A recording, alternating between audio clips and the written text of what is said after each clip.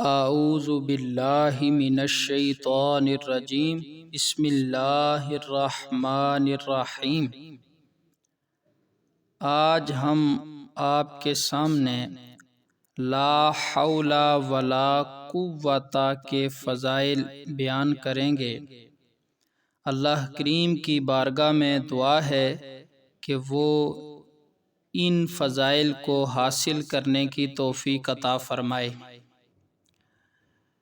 اس کے فضائل احادیث کی مختلف کتابوں کے اندر بیان ہوئے ہیں، جن میں سے بخاری شریف بھی ہے، مسلم شریف بھی ہے، ترمذی شریف بھی ہے، مسند احمد بھی ہے۔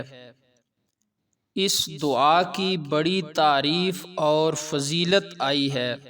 رسول اللہ صلی اللہ علیہ وسلم فرماتے ہیں کہ یہ جنت کے خزانوں اور جنت کے دروازوں اور درختوں میں سے ہے، یعنی جنت کے جو خزانے ہیں، جنت کے جو دروازے ہیں اور درخت ہیں، وہاں پر یہ لکھا ہوا ہے، وہاں سے اس کو اخذ کیا گیا ہے، اور اس کے پڑھنے سے 99 بیماریاں دور ہو جاتی ہیں، یعنی 100 سے ایک کم۔ حضرت عبداللہ بن مسعود رضی اللہ تعالی عنہ فرماتے ہیں کہ اس دعا کو میں نے رسول اللہ صلی اللہ علیہ وسلم کے سامنے پڑھا تو آپ صلی اللہ علیہ وسلم نے فرمایا کہ اس کا مطلب جانتے ہو کیا ہے؟ میں نے عرض کیا اللہ اور اس کے رسول خوب جانتے ہیں۔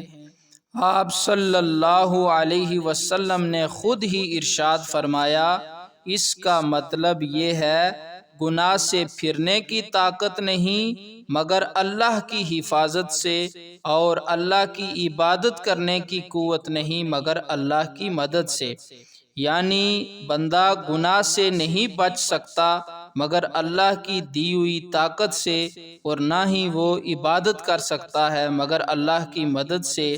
تو جو بندہ اس کا ورد کرتا ہے تو اللہ کریم سے امید ہے کہ اللہ کریم اسے گناہوں سے بچنے کی ہمت عطا فرماتا ہے اور نیکی کرنے کی توفیق عطا فرماتا ہے۔ اللہ کریم کی بارگاہ میں دعا ہے کہ وہ ہم کو اس پر عمل پیرا ہونے کی توفیق عطا فرمائے اور کثرت سے اس کا ورد کرنے کی توفیق عطا فرمائے۔ آمین برحمتک یا ارحم الراحمین۔